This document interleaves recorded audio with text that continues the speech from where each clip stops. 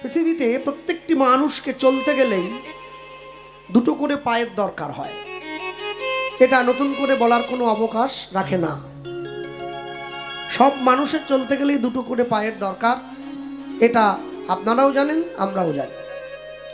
কিন্তু রাজার দুটো পা আর ভিখারির দুটো পা, এই দুটো পায়ের মধ্যে একটু তফাৎ আছে। তফাৎটা কি? রাজা তার রাজ ঐশ্বর্যের কারণে জগতে পূজিত হয়, আর যে গরিব হয়, সমাজের নিম্ন শ্রেণীর মানুষ হয়, মানে যার অর্থ নেই, যার ধন সম্পত্তি নেই, সেই মানুষটা অর্থ না থাকার জন্যে সমাজের কাছে ভালোবাসা থেকে বঞ্চিত হয়। নিতাই গৌর হরি বল হরি বল। তাহলে তফাৎ কি? তফাৎটা এটাই, শ্রী গৌরাঙ্গের দুটি পদ। বাস্তব জগতে চলতে গেলে প্রত্যেকটি মানুষের দুটো পায়ের দরকার, একটি ডান পা, একটি বাম পা। সেই ক্ষেত্র ধরে চৈতন্য মহাপ্রভুর দুটো পা। তাহলে চৈতন্য মহাপ্রভুর যে দুটো পা, এতে তো নতুন করে বলবার মতো কিছু নেই। তাহলে চৈতন্য মহাপ্রভুর দুটো পা কি কি? এইটাই হচ্ছে তফাৎ। আমাদের দুটো পায়ের সঙ্গে চৈতন্য মহাপ্রভুর দুটো পায়ের একটু তফাৎ আছে। তফাৎটা কি? চৈতন্য মহাপ্রভুর দুটো পা হচ্ছে, একটা পা হলো রাধা, আরেকটা পা হলো কৃষ্ণ। তাহলে শ্রী গৌরাঙ্গের দুটি পদ, এই দুটো পা, এই দুটো চরণ যে সম্বল করতে পারে, যার ধন সম্পদ, এই দুটো চরণ যার জীবনে ধন এবং সম্পদের মতো কাজ করে, সে জানে ভকতি রস সার। হরি বল হরি বল। জগতের ভক্তি প্রাপ্ত করতে গেলে যেটার প্রয়োজন, চৈতন্য মহাপ্রভুর চরণ সেই দিকেই আমাদেরকে নির্দেশ করে। কেন? মনে রাখবেন, যারা বসে আছেন আজকে এই স্থানে, কীর্তন শোনার জন্য উপস্থিত হয়েছেন, আশ্চর্য কি জানেন? জগতে প্রত্যেকটা মানুষ, প্রত্যেকটা জীব, কুকুর হোক, বিড়াল হোক, ছাগল হোক, এমনকি মানুষ হোক, প্রত্যেকটা জীব চায় যে আমি জীবনে সুখী হতে চাই। হরি বল হরি বল। যে বেড়াল পরের বাড়িতে থেকে বড় হয়, বেড়াল বেড়ালের মতো করে খুশি হতে চায়। যে সিংহ জঙ্গলে আছে, সেই সিংহটা তার মতো করে খুশি হতে চায়। যে মানুষ সংসারে আছে, সে তার মতো করে সুখী হতে চায়। কিন্তু এখানে একটা কিন্তু যোগ করা আছে। কিন্তু কি? ভগবান সবাইকে সবটা দিয়ে পাঠাননি। এরকম, আচ্ছা, যারা আসরে বসে কথা বলছে, ধরুন গল্প করে বা গল্প করছে, যারা আসরে বসে গল্প করছে, তারা কিন্তু মাইকের সামনে কথা বলতে পারবে না। পারবে কি? পাশাপাশি বসে গল্প করছে, তারা কিন্তু মাইকের সামনে বসে দাঁড়িয়ে কথা বলতে পারবে না। আটকে যাবে, ঘাম দিয়ে দেবে, আগেরটা পরে হয়ে যাবে, পরেরটা আগে হয়ে যাবে। আবার যে মাইকের সামনে দাঁড়িয়ে কথা বলছে, সে কিন্তু আসরে বসে তার বেশি কথা পছন্দই হবে না। সে চায় যত কম কথা হবে তত আমার ভালো। আপনি কথা বললে সে বিরক্ত হবে। হ্যাঁ, ঠিক তেমনি ভাবে ভগবান প্রত্যেকটি জীবকে সুখী থাকার পথ বলে দিয়েছেন, কিন্তু কাউকে সম্পূর্ণ সুখ দিলেন না। যেমন কোকিলকে কণ্ঠটা দিলেন, কত সুন্দর ডাক দেয়, রূপটা কেড়ে নিলেন। কোকিল তো দেখতে ভালো নয়, কিন্তু কণ্ঠটা দিয়েছেন। আবার ময়ূরকে রূপটা দিলেন, কণ্ঠটা কেড়ে নিলেন। ময়ূরটা দেখতে কত সুন্দর, কিন্তু গলার স্বরটা একদমই ভালো নয়। ঠিক তেমনি সাধুকে সুখ দিলেন, সংসার কেড়ে নিলেন। হরি বল হরি বল। আর সংসারী মানুষকে সংসার দিলেন, সুখটা কেড়ে নিলেন। জীবনে চাইলে আপনি সমস্ত কিছু পূর্ণ করতে পারেন না। কেন বলুন তো? জগতে এমন অনেক কীর্তনীয়া আছে দেখবেন, যাদের গানের গলাটা ভারী সুন্দর হয় আছে, কিন্তু তার শাস্ত্রগত দখলটা কম। আবার এমন অনেক কীর্তনীয়া আছে যার শাস্ত্রগত দখলটা অনেক বেশি, গানের গলাটা ভালো নয়। কিন্তু যার দুটো দিকই ভালো, ভালো গানও গায়, দামি দামি কথাগুলোও বই পড়ে পড়ে লোককে বলে। শাস্ত্রগত দখল মানে ইউটিউব থেকে টুকে বলে আমি ওটা দখলের কথা বলিনি, ও তো চুরি করা হয়ে গেল। নিজে পড়ে আস্বাদন করে বলে, গুরুদেবের কাছে গিয়ে বসে শিখে তারপরে বলে, আমি সেই বলার কথা বলছি। ভালো গান শিখতে গেলে যেমন ভালো মাস্টারমশাই ধরে গান শিখতে হয়, তেমনি কীর্তন আসরে ভালো শাস্ত্র আলোচনা করতে, না তা বলে ঝাঁটা জুতোর গল্প বললে ওটা শেখার দরকার নেই। শাস্ত্রগত আলোচনা করবার জন্য তার জন্য ভালো গুরুদেব ধরে শিখতে হয়, তবে বলা যায়।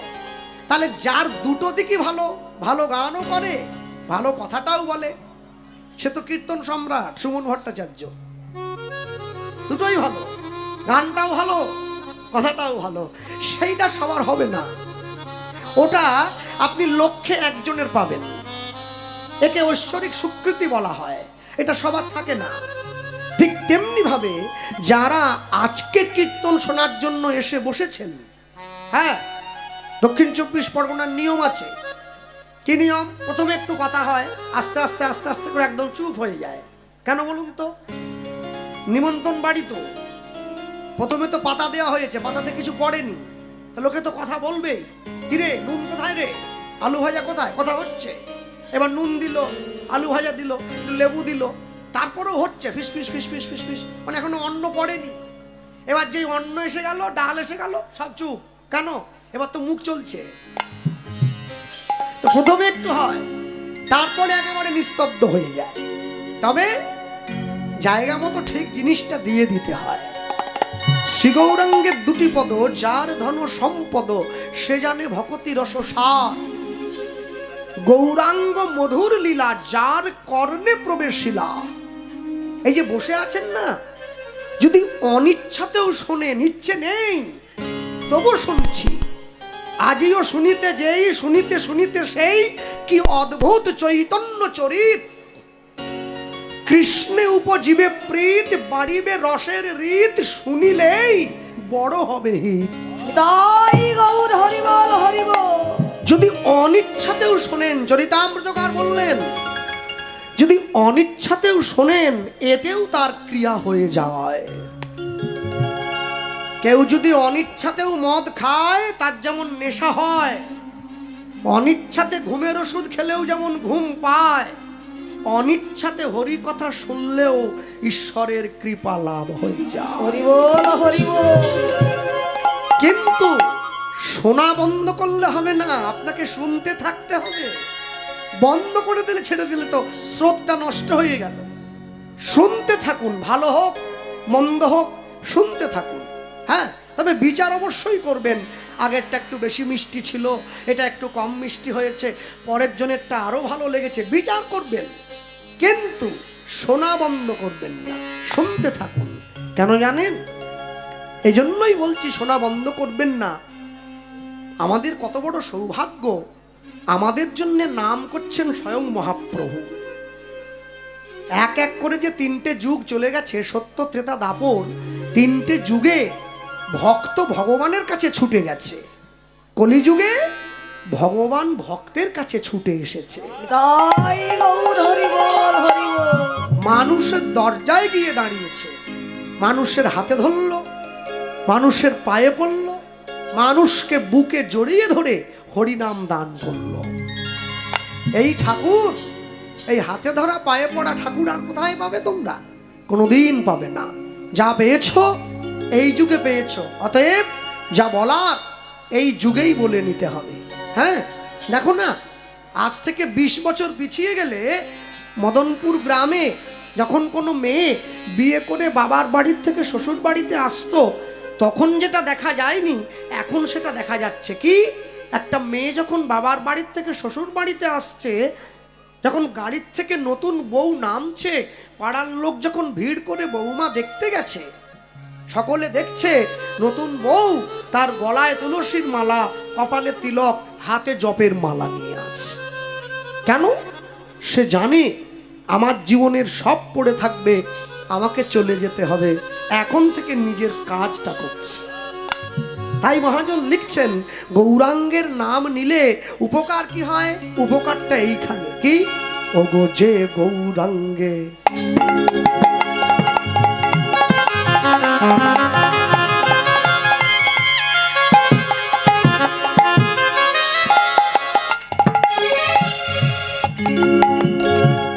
যে গৌরাঙ্গে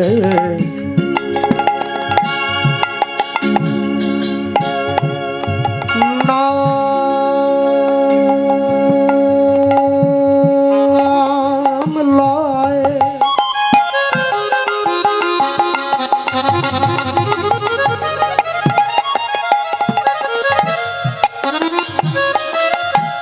কি হবে?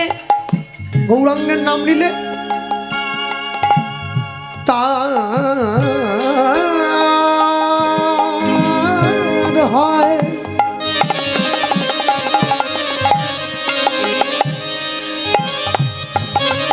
তার হয় কৃষ্ণ প্রেমোদয়, প্রেমোদয়। ওই না যে গৌরাঙ্গে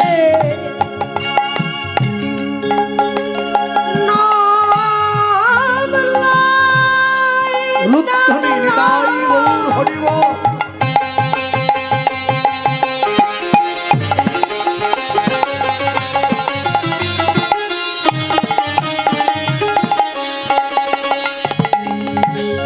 তার হয় তার হয়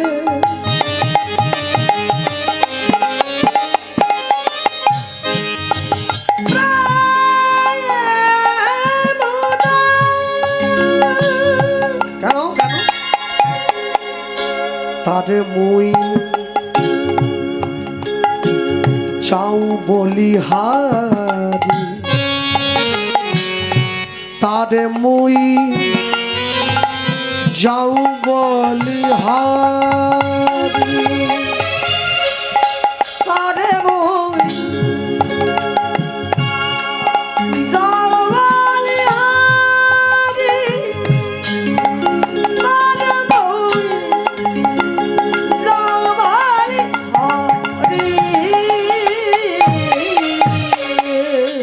গৌরাঙ্গ গুণেতে ঝুরে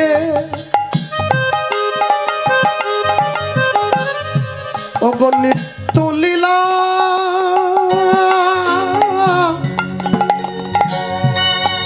নিত্য লীলা, নিত্য লীলা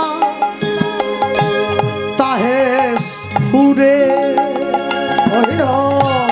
গৌরাঙ্গ গো নেতে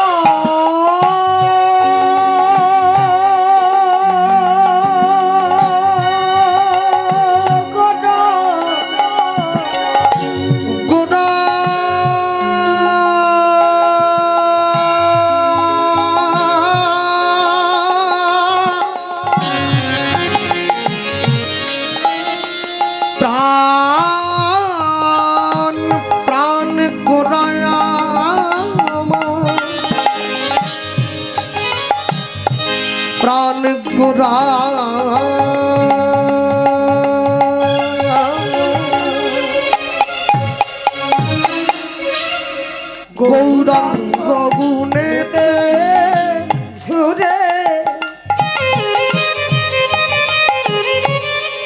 নিতলীলা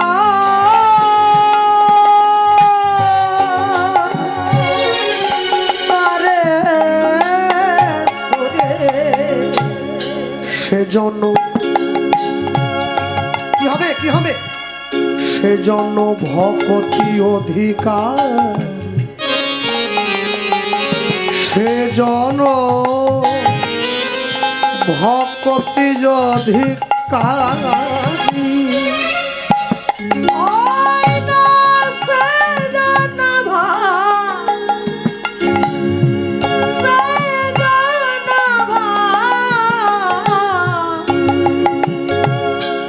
কতি অধিকারী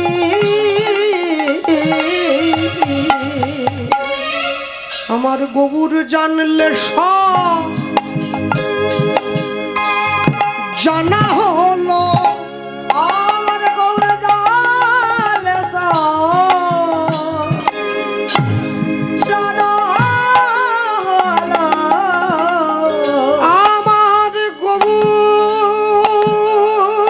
গবুর জানলে তাই গৌর হরিবল হরিবল গবুর জানলে সবে জানা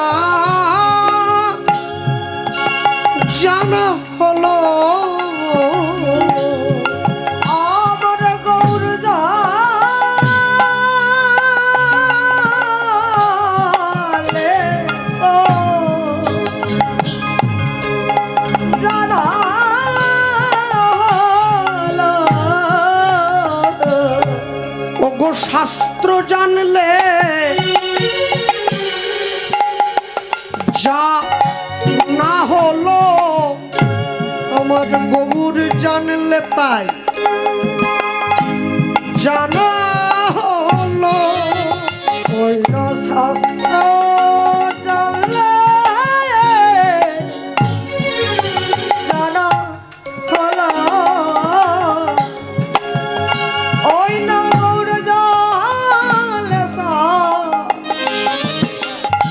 জানা হলো বলি ধরো গৌরে চরণ ধরো আমার গৌর জালে সব জানা হলো যদি সংসার সমুদ্র পার হতে চাও মন, আমার গৌর জালে সব জানা হলো মোদের আর কোনো গতি নাই ভাই গৌর জালে সব জানা হলো বলি গৌর চরণ শরণ বিনা গৌর জালে সব জানা হলো বলি যদি সংসার বন্ধন মোচন করিতে চাও হে আমার গৌর জালে সব জানা হলো মোদের আর কোনো গতি নাই ভাই গৌর জালে জানা হলো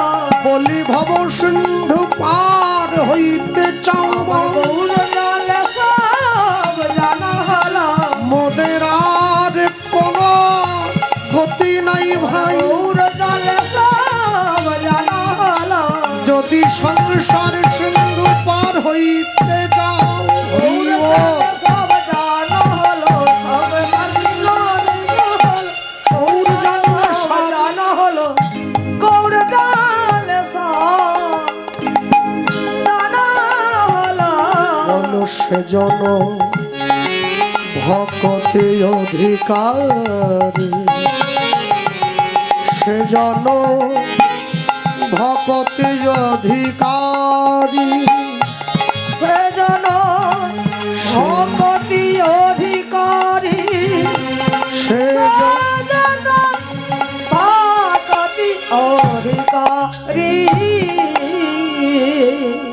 যে ভগবানকে ভালোবাসে ভগবান তাকেও নাম দিয়েছে যে ভগবানকে ভালোবাসে না ভগবান তাকেও নাম দিয়েছে তফাৎ কি যে ভগবানকে ভালোবাসে সে যখন ভগবানের নাম গ্রহণ করছে তার মধ্যে ভক্তি আছে, তার মধ্যে শ্রদ্ধা আছে, তার মধ্যে আবেগ আছে, তার মধ্যে বিবেক আছে, জাগ্রত চৈতন্য সত্তা সদা সর্বক্ষণ বিরাজমান। হরি বল, হরি বল। কিন্তু যে ভগবানকে ভালোবাসে না, সে যখন ভগবানের নাম গ্রহণ করছে, তার মধ্যে চৈতন্য সত্তা ঘুমন্ত অবস্থায় আছে, ফলে সে নাম অশ্রদ্ধা সহকারে গ্রহণ করছে। হরি বল, হরি বল। দেখেন না, রাস্তার পাশ দিয়ে যখন চলে যান, যদি কোনো লোক নেশা করে বসে থাকে, সে হয়তো আপনাকে চেনে, কিন্তু সেই মুহূর্তে নেশা করেছে, তো সে আপনাকে দেখে নেশার ছলেই বলল হরি বল। এটা কিন্তু সে জাগ্রত চেতনায় বলেনি, সুপ্ত চেতনায় বলেছে। মহাপ্রভু বললেন, কেউ যদি এইভাবেও আমার নাম বলে, এতেও যদি হরে কৃষ্ণ বলে, এতেও যদি রাধে রাধে বলে, এতেও সে গোবিন্দ চরণ প্রাপ্ত হবে, এতেও প্রাপ্ত হবে। তবে তফাৎ কি? যে ভগবানকে যে মতে ভজনা করতে চায়, সেই মতে ভজনা করতে হবে। হরি বল, হরি বল। ভগবানের সঙ্গে মিত্রতা করে ভগবানকে পেতে অনেক কষ্ট করতে হয়। ভগবানের সঙ্গে শত্রুতা করে ভগবানকে শিগগিরই লাভ করা যায়। হ্যাঁ, দেখেন না, অনেকে বলে, দাদা তাহলে আপনারা যে কীর্তন টীর্তন করেন, আপনারা কি আমিষ টামিষ খান না? বললাম না, তবে হয়তো প্রয়োজন পড়লে কোনোদিন খেতেও হতে পারে। হরিনাম করছেন, আমিষও খাবেন বলছেন, আমিষ খাবে বলে ও বলছে না, ওর একটা আলাদা উদ্দেশ্য আছে। কি বলুন তো, ও ভগবানের সঙ্গে শত্রুতা করতে চাইছে। তো জানে শত্রুতা করে ভগবানকে আগে লাভ করা যায়। তাহলে আপনারা প্রশ্ন করতেই পারেন যে ভগবানকে লাভ করতে গেলে কি নিরামিষ খেতে হবে? আমিষ নিরামিষের প্রশ্ন এখানে নয়। এখানে প্রশ্ন কোনটা? আর তামসিক, এ দুটো প্রশ্ন। হ্যাঁ, ভগবান যদি সত্য বস্তু হয়, তাকে পাওয়ার জন্য সাত্বিক আহার গ্রহণ করা। আর আপনি যদি মনে করেন ভগবান তামসিক, তাহলে তাকে পাওয়ার জন্য আপনি তামসিক খাদ্য গ্রহণ করবেন। ওটা তো আপনার উপরে, আপনি যেমন বলবেন আপনার উপরে নির্ভর করবে। হ্যাঁ, আমার অবশ্য নীতি উল্টো। আমি একাদশী করি না, আমি সবাইকে বলি আপনারা করবেন। আমি তো একাদশীর দিন বেশি খিদে পাই আমার। হ্যাঁ, এই তো এইবারে একাদশীতে মালদায় ছিলাম, কমিটিকে বললাম আমাকে 4 বার খেতে দিতে হবে, 2 বারে হবে না। বলে কেন? বলে একাদশী না, ওদিন খিদে বেশি পায় আমার। আর নিয়ম সভা মাসে তো একবারে 8 বার 9 বার করে খিদে পেয়েছে প্রত্যেক দিন। সে কি বলবো, হ্যাঁ এত খাওয়া খেয়েছি, একবার রোগা হয়ে গেছি। যেই আমাকে দেখছি কি আবার রোগা হয়ে গেলে, নিয়ম সভা মাস জানো না, নিয়ম করে খেয়েছি একবারে 8 বার 9 বার করে। যাদের ঠেকা পড়েছে তারা 2 বার খেয়ে ভজন টজন করছে, আমাদের দরকার নেই। হ্যাঁ, মদনপুরে কীর্তন হচ্ছে, মদনপুরে অনেকগুলো পাশাপাশি গ্রামের কমিটি এসছে, গান খারাপ হয়ে গেলে সেই কমিটি বায়না করবে এখানে না ডাকলো না ডাকলো, অসুবিধা কি? আমরা এই নীতিতে চলছি।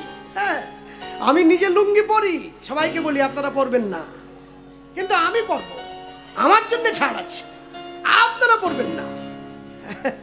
আপনি আচরি ধর্ম জীবের শিখায়, আপনি না আচরিলে ধর্ম অপরে শিখানো না যায়। আপনি যেমন দেবেন তেমন পাবেন। আপনি যদি ঈশ্বরের সম্মুখে দাঁড়িয়ে 2 দেন, আপনি 2 ফেরত পাবেন, 3 পেতে পারেন, 4 পেতে পারেন, কিন্তু 5 চাইলে কোনোদিন পাবেন না। নিতাই গৌর, হরি বল, হরি বল। আপনি তো দিয়েছেন 2, পাবেন কি করে 5? একদম অন্তিমে গিয়ে মহাজন লিখছে, কি লিখলেন? গৌর প্রেম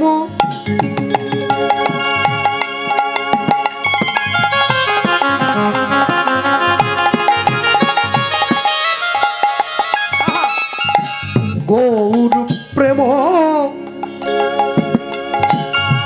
রসা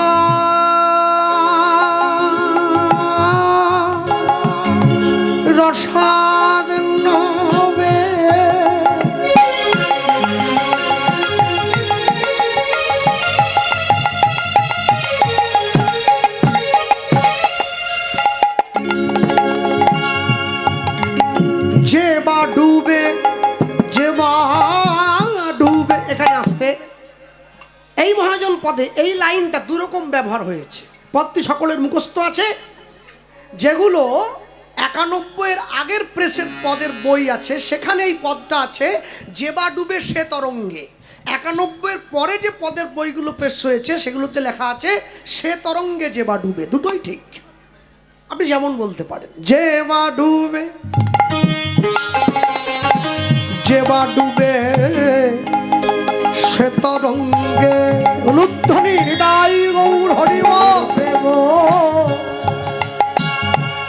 রসা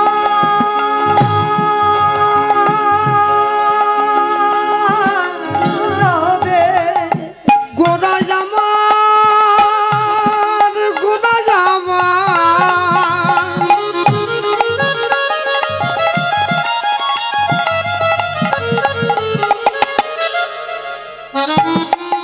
কোরায়াম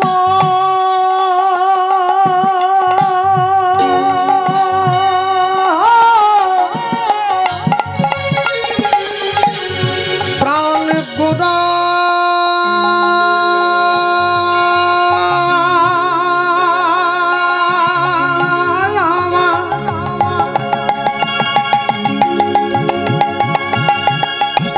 প্রাণ গোরা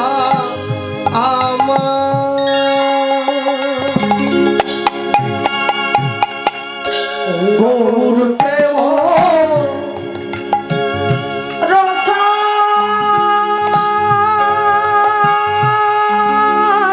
রবে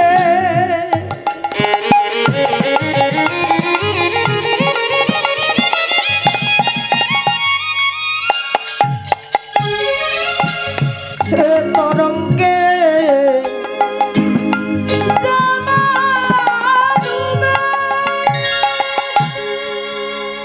সে রাধা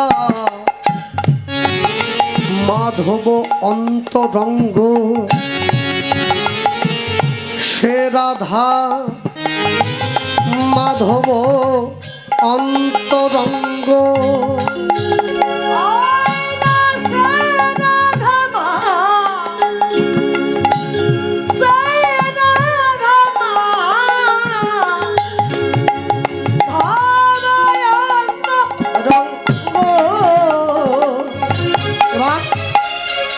তোমরা গৃহে বা বনেতে থাকো, হা গৌরাঙ্গ বলে ডাকো, পাবনেতে থাকো,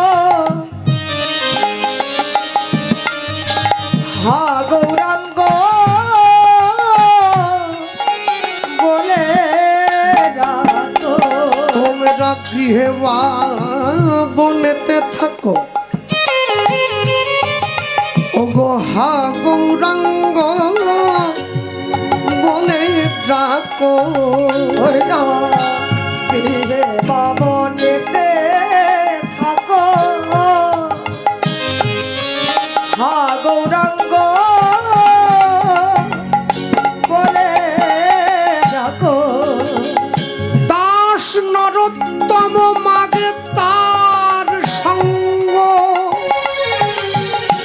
দাস নরোত্তম মাগে তার সঙ্গ, দাস নরোত্তম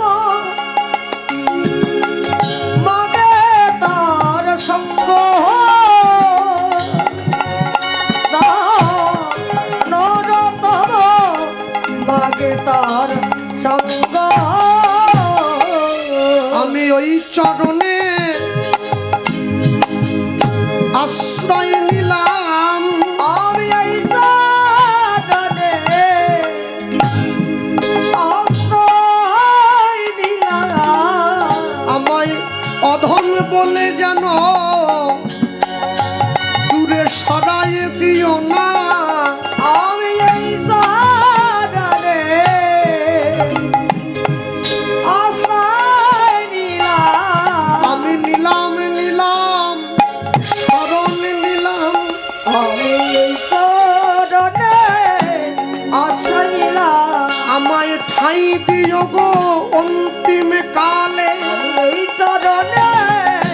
আশ্রয় নিলাম আমায় রেখো তোমার চরণ তলে, এই চরণে আশ্রয় নিলাম ও বইয়ে জন্মে নয় প্রতি জন্মে জন্মে, এই চরণে আশ্রয় নিলাম আমায় রেখো তোমার চরণ তলে, চরণে আশ্রয় নিলাম আমায় চরণ ছাড়া করো না গো, চরণে আশ্রয় নিলাম আমায় ঠাঁই দিও গো অন্তিম কালে, এই চরণে আশ্রয় নিলাম আমায় রেখো তোমার চরণ তলে, হইব আশ্রয় নিলাম রেখো তোমার চরণ তলে ওই চরণে, আশ্রয় নিলাম আমি এই চরণে আমি আশ্রয় নিলাম দাস নরোত্তম মাগে তার সঙ্গ,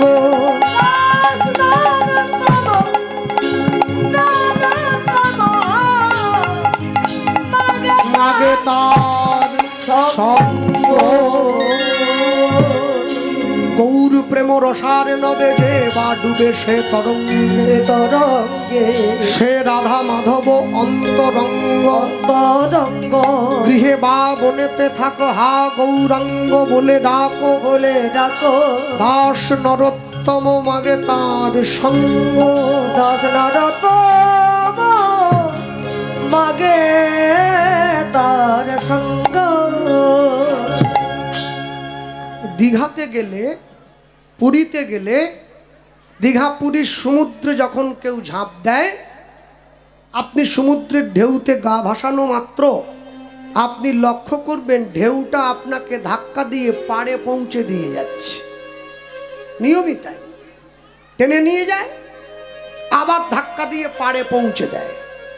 কিন্তু কেউ যদি চৈতন্য মহাপ্রভুর হরিনামের সমুদ্রে ঝাঁপ দেয়, তাকে আর পাড়ে আসতে হয় না, মহাপ্রভুর চরণ তাকে নিজের দিকে টেনে নিয়ে যায়। তাই গৌর হরিবল হরিবল এটাই হচ্ছে তফাৎ। চলো ছোট্ট করে আমরা গৌরচন্দ্রিকা শুনলাম, লীলা মাধুর্যের মধ্যে প্রবেশ করি। প্রবেশ করতে গিয়ে বলি সবার আগে আমার হ্যাঁ আমার সঙ্গে ওর বিশেষ পরিচিতি আছে, আমার থেকে বয়সে অনেক ছোট, গৌরী দেবী সরকার, যিনি কীর্তন গাইলেন। এখন দক্ষিণ 24 পরগনা হিসেবে কতটা উপযুক্ত কীর্তন হয়েছে সেটা আমি বলছি না, তবে গেয়েছেন খুব ভালো, খুবই ভালো গেয়েছে। আর একটা কথা আমাদের ভুলে গেলে হবে না, ওরা তো নবদ্বীপের মানুষ, ওরা ওইভাবেই গান গেয়ে গান শিখে অভ্যস্ত, ওরা ওই ধরনেরই গান বাজনা করে, ওটাই ওদের ধারা। তো যাই হোক, আমি বলতে গিয়ে বলি সবার আগে মাঝে মাঝে আমি একটু আশ্চর্য হই, কেন জানেন? এই যে নভেম্বরের 4 তারিখ থেকে আমাদের পশ্চিমবঙ্গে নতুন একটা নিয়ম চালু হয়েছে, দেখেছেন তো? যাকে আপনারা এসআইআর নাকি বলছেন। তো এসআইআর যে শুরু হয়েছে, যারা প্রকৃত বঙ্গবাসী, যারা প্রকৃত ভারতীয় নাগরিক তারা থাকবে, আর বাকিদের ঝোলা নিয়ে ওপারে চলে যেতে হবে, যদি নাও যায় কম করে সুন্দরবন। এখন কথা হলো, এই সুযোগে দুটো উপকার হচ্ছে। উপকারটা কি? প্রথম উপকারটা হলো, যারা ভারতবর্ষের নাগরিক নয় তারা আর এই দেশের সম্পত্তি ভোগ করতে পারবে না, এটি প্রথম উপকার। দ্বিতীয় উপকার হচ্ছে, অনেক অনেক ছেলেমেয়েরা 2002 সালের আগে বা পরে তাদের বুড়ো বাপমাগুলোকে বৃদ্ধাশ্রমে রেখে এসেছে, তারা আর খোঁজও নেয় না। তা এখন এই যে এসআইআর শুরু হয়েছে, এখন এই এই এই এই এই পদ্ধতিকে কেন্দ্র করে ছেলে মেয়েরা বাবা মার খোঁজ নিতে বৃদ্ধাশ্রমে ছুটে যাচ্ছে। বাবা একটিবার দয়া করে তোমার ওই ভোটের কাগজটা, মানে 2002 সালে তুমি যে ভোট দিয়েছিলে, তা যদি না হয় বাবা আমাদের তো দেশে থাকা দুর্দায় হয়ে যাবে। তা দুটো উপকার হচ্ছে। ঠিক তেমনি হরিনাম সংকীর্তনের অনেকগুলো উপকার আছে, একটা দুটো নয়, 8টা উপকার। चेतो दर्पण मार्जनम মার্জন भव महादावग्नि निर्व्यापनम পাপন श्रेयो कैरवो चंद्रिको वितरणम বিতরণ विद्यावधु जीवनम বিদ্যাবধূ জীবন आनंदम बुद्धिवर्धनम प्रतिपदम पूर्णामृत स्नागनम মাদন परमात्मा स्वापनम परम विजयते পরম বিজয়তে श्री कृष्ण संकीर्तनयम। শ্রীকৃষ্ণ সংকীর্তনয়। আটটা উপকার কি কি? চেত দর্পণ মার্জনম, চিত্ত দর্পণটা মার্জিত হয়। ভব মহাদাবাগ্নি নির্ব্যাপনম, যে দাও দাও করে ভবসমুদ্রের মাঝে সংসার রূপী আগুন জ্বলছে, আদি দৈবিক, আদি ভৌতিক, আদি আধ্যাত্মিক, সেই জ্বালা নির্বাপিত হয়। এরপর আনন্দম বুদ্ধিবর্ধনম, আনন্দ এবং বুদ্ধি বৃদ্ধি পায়। বিদ্যাবধূ জীবনম, বিদ্যাবতী বধূর মতো জীবন কাটে। শ্রেয় কৈরব চন্দ্রিকা বিতরণম, সুন্দর চন্দ্রের কিরণের মতো আলোক ছটা বিচ্ছুরিত হয়। এবার সবার শেষে গিয়ে বললেন পরমাত্মা স্বাপনম পরম বিজয়তে শ্রীকৃষ্ণ সংকীর্তনয়ম। বিদায় গৌর হরি বল হরি বল। যে পরমাত্মা এতদিন পর্যন্ত সংকীর্তনের অভাব বোধ করছিল, সেই পরমাত্মা তোমার ঈশ্বরের চরণ প্রান্তে ধাবিত হয়। আমরা বলতে গিয়ে শুনব লীলা মাধুর্য যা পরিবেশন হবে আজকে এই জায়গায় দাঁড়িয়ে, গৌরচন্দ্রিকার শেষে। আজকে এই জায়গায় দাঁড়িয়ে আমরা ভগবান শ্রী গোবিন্দের সখ্য প্রেমের কথা শুনছি। আস্তে ভগবান বৃন্দাবনে দু রকমের মানুষকে ভালোবেসেছেন, সকলে মনে রাখুন। দু রকম, কথা বলবেন না, কেউ কথা নয়। দু রকম মানুষকে ভালোবাসলেন। এক হচ্ছে ভগবানের সখা, আরেক হচ্ছে ভগবানের মিত্র। তাহলে দুজনেই তো একই হতে পারত না, দুজনে একই নয়, দুজনে আলাদা। আলাদা কিরকম? ভগবানের সখা, যে সখার সঙ্গে মিত্রের একটা বিস্তর ফারাক আছে। ভগবানের সখাকে শ্রীদাম, সুদাম, দাম, বসুদাম, সুবল, মহাবল, সুবাহু, মহাবাহু, স্তককৃষ্ণ, অর্জুন, লবঙ্গ, মধুমঙ্গল, এই হচ্ছে ভগবানের 12 জন সখা। তো এরা সখা। আর ভগবানের মিত্রকে, ভগবানের মিত্র হচ্ছে অক্রূর, ভগবানের মিত্র উদ্ধব, ভগবানের মিত্র সুদামা। এরা মিত্র, এরা সখা নয়। তাহলে সখা আর মিত্রের মধ্যে তফাৎ কি? এইখানে রূপ গোস্বামী পাদ খুব সুন্দর করে শ্লোক দিয়েছেন। কাকে সখা বলে, কাকে মিত্র বলে। আসুন প্রথমে শুনে নেই কাকে সখা বলে বলছেন তিনি। সখাকে কৃষ্ণস্তু আত্মচৈবনম দেহি তন্ত্য কলেবনম কলেবর দেহিস্তু কৃষ্ণাস্ত্যইতি প্রিয়ং কৃষ্ণ ভাতি সদা। এই হচ্ছে সখা। সখা হলো সেই মানুষজন যারা কৃষ্ণ সুখে সুখী হয়, কৃষ্ণ দুঃখে দুঃখী হয়। গোবিন্দ কালীদহের জলে ঝাঁপ দিল কালীয় নাগকে মারবার জন্যে। সখারা গিয়ে কালীদহের পাড়ে বসে কত কান্না করছে, কৃষ্ণ ফিরে আয়, কৃষ্ণ ফিরে আয়। এ সখা কৃষ্ণকে কাঁধে চড়ে নিয়ে বেড়াচ্ছে, এঠো ফলটা কৃষ্ণকে দিচ্ছে। এ সখা। মিত্রকে আবার রূপ গোস্বামী পাদ ঘুরে লিখছেন কে মিত্র। প্রেমাস্তু প্রিয়বর্ধনম মিত্রাস্তু গোবিন্দস্যম পরমাত্মা সদা ভাতি মিত্র নাম চৈব কেবলম। এই হচ্ছে মিত্র। মিত্রকে, ভগবানের মিত্র হচ্ছে সেই মানুষজন যারা কৃষ্ণের দুঃখে দুঃখী হয়। কৃষ্ণ যদি কালীদহে ঝাঁপ দেয় তো তারা কালীদহের পাড়ে বসে কাঁদে, কিন্তু কৃষ্ণকে বাঁচাবার জন্য কেউ ঝাঁপ দিয়ে পড়ে না। ওই জায়গায় যদি মিত্র থেকে থাকে, যে ভগবানের মিত্র, সে কিন্তু দুবার চিন্তা করবে না, সে ঝাঁপ দিয়ে জলে পড়ে যাবে। প্রাণ যায় যাক আর প্রাণ থাকে থাকুক। হরি বল হরি বল। এটাই হচ্ছে সখার সঙ্গে মিত্রের তফাৎ। সখা কৃষ্ণের জন্য কষ্ট পায়, আর মিত্র কৃষ্ণের জন্য নয়, কৃষ্ণ কষ্ট পাচ্ছে এটা ভেবেই সে কষ্ট পায়। এটাই হচ্ছে সখার সঙ্গে মিত্রের তফাৎ। আমরা শুনছি ভগবানের পরম মিত্রের কথা হরিবাসরে বসে আমাদের বর্তমান সন্ধ্যকালীন কীর্তনে আশ্চর্যিত গীতব্য লীলা মাধুর্য। ভগবানের পরম মিত্র, ভগবানের একনিষ্ঠ কাছের প্রিয় মিত্র কৃষ্ণ মিত্র সুদামার জীবনী কথা। আমি একটুখানি বলতে গিয়ে বলি, কীর্তন জগতে একটা কথা খুব প্রচার আছে বহুল পরিমাণে। কথাটা এটাই, মানুষে প্রচার করেছে শ্রীদাম নাকি সুদামা হয়ে এসেছে কৃষ্ণের সঙ্গে লীলা করবার জন্যে। এ কথা সর্বৈব ভুল এবং মিথ্যা। শ্রীদামের সঙ্গে সুদামার কোনো রূপ কোনো সম্পর্ক কস্মিনকালে ছিল না, নেই, থাকবেও না। কেন? কৃষ্ণ হচ্ছে লীলা পুরুষোত্তম, কৃষ্ণ হচ্ছে প্রেম পুরুষোত্তম, আর সুদামা হচ্ছে বন্ধুস্থ বাৎসল্য ভাবের সখা নয়, সুদামা হচ্ছে মিত্র, অর্থাৎ বর্ধম পুরুষোত্তম প্রেম। এগুলো অনেক বিচারের ব্যাপার আছে, সব হরিবাসরে দাঁড়িয়ে বলা যায় না। একটা সখ্যবেশ অবতার, একটা ভাবাবেশ অবতার, দুটোকে এক করে দিলে কোনোদিন হবে না। তাই শ্রীদাম কোনোদিনের জন্য সুদামা হয়ে আসেনি কৃষ্ণের সঙ্গে লীলা করবার জন্য। এইখানে আমি একটু বলি, মথুরার রাজা, অত্যাচারী রাজা, তার নামটা কি ছিল বলুন? কংস। কংসকে আমাদের দেহের মধ্যে যে কাম বা কামনা বাসনা আছে তাকেই কংস বলে বলা হয়। কংসই পারে এই দেহ রাজ্যটাকে ধ্বংস করে দিতে, তাই কংসের থেকে সাবধান। হ্যাঁ, আমাদের দেহে তো একটা কংস নয়, দুটো আছে, একটা কাম আর একটা অহংকার। দুটো কংস নিয়ে আমাদের বসবাস।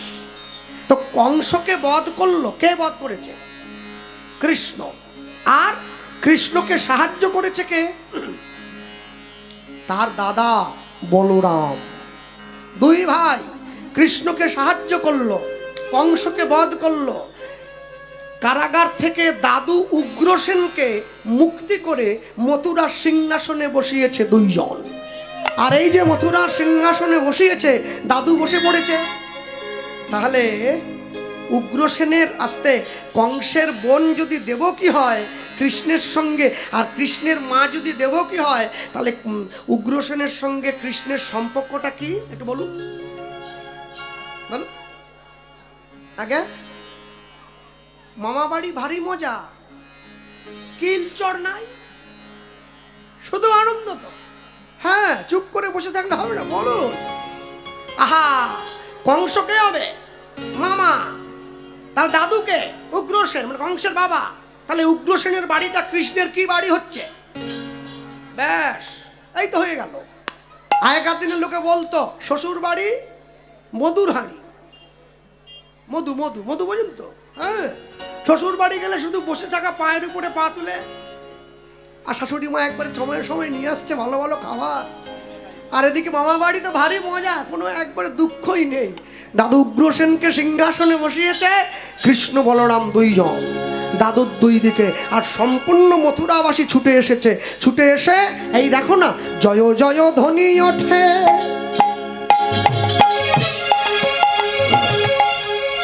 একটু হাত তোলা যায়?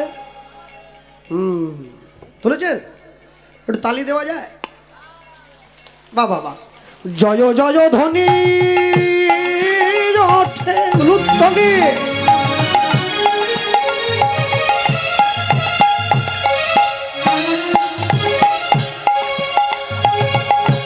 মথুরা নগরে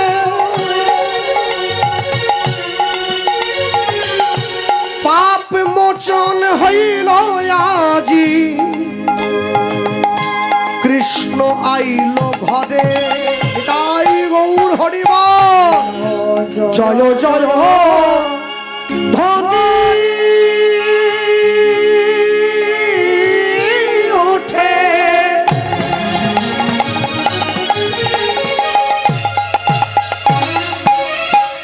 ওই মথুরা নগরে প্রেম সে বাহু তুলে হরি হরি বল।